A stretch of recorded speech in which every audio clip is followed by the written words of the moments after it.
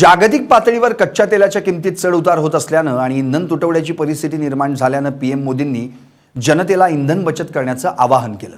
1 वर्ष सोनं खरेदी करू नका, परदेश दौरा टाळा असं मोदींनी म्हटलंय। त्यामुळे अनेक मंत्र्यांच्या ताफ्यातील वाहनात घट करण्यात आली आहे। मात्र हे सर्व सुरू असताना देशातील उद्योगपती काय करतायत? उद्योगपती मुकेश अंबानी, गौतम अदानी, महिंद्रा लोकांना काय मदत करणार या व्हिडिओतून पाहूयात। नमस्कार, मी संदीप आणि तुम्ही पाहता एलएस मराठी। सध्याच्या घडीला भारतात पेट्रोल, डिझेल आणि एलपीजी यांचे साठे उपलब्ध असल्याची माहिती आहे। मात्र पीएम मोदींच्या आवाहनानंतर नागरिक पेट्रोल पंपावर मोठी गर्दी करताना दिसतात।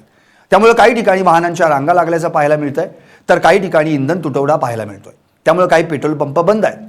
अशी परिस्थिती असताना भारताच्या नजरा बड्या उद्योगपतींकडे वळल्या आहेत। इंधन संकट केवळ उद्योगांनाच नव्हे तर सर्वसामान्यांच्या स्वयंपाकघराला देखील प्रभावित करणार आहे। अशा वेळी अंबानी, अदानी, टाटा आणि महिंद्रा यांसारखे उद्योग समूह स्वतःचे अस्तित्व वाचवणार की लोकांना मदतीचा हात देणार असा प्रश्न उपस्थित होतोय। इंधन संपलं की ट्रक थांबतात आणि देशभरात होणारी वाहतूक थांबते। त्यामुळे जीवनावश्यक वस्तूंवर परिणाम होऊन वस्तू महागतात।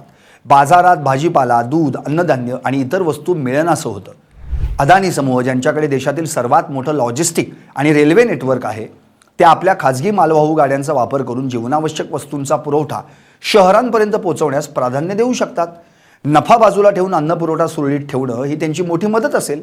मुकेश अंबानी यांची रिलायन्स इंडस्ट्रीज ही डिझेल आणि पेट्रोलची मोठी उत्पादक आहे। इंधन टंचाईच्या काळात रिलायन्स आपले पंप केवळ नफ्यासाठी न चालवता रुग्णवाहिका, अग्निशमन दल आणि अत्यावश्यक सेवांच्या गाड्यांसाठी राखीव साठा उपलब्ध करून देऊ शकतं। तसंच घरगुती वापराच्या गॅस म्हणजे एलपीजी पुरवठ्यात खंड पडू नये यासाठी रिलायन्स आपल्या वितरकांचं जाळं अधिक सक्रिय करू शकतं। त्यामुळे ही सर्वसामान्यांसाठी मोठी मदत ठरू शकते। इंधन संकट काळात सार्वजनिक वाहतूक कोलमडते। अशा वेळी टाटा समूह आणि महिंद्रा आपल्या इलेक्ट्रिक बस आणि वाहनांचा ताफा महापालिकांना किंवा राज्य परिवहन मंडळांना उपलब्ध करून देऊ शकतात। टाटांनी यापूर्वीही संकट काळात आपल्या वाहनांचे ताफे मदतीसाठी दिले आहेत। त्यामुळे डिझेल अभावी अडकून पडलेल्या सामान्य प्रवाशांना मोठा दिलासा मिळू शकतो।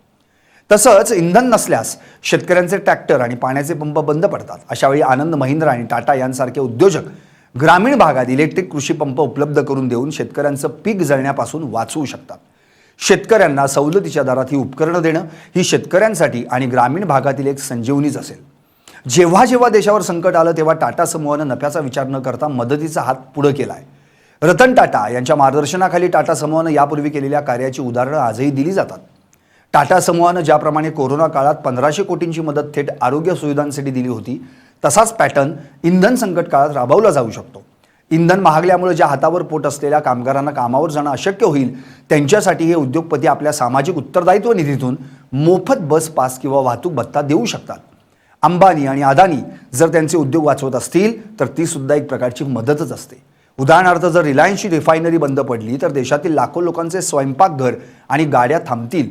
त्यामुळे हे उद्योगपती प्रथम उत्पादन टिकवून धरतील आणि त्यानंतर वाढीव नफा न घेता तो माल रास्त दरात सर्वसामान्यांपर्यंत पोहोचवतील।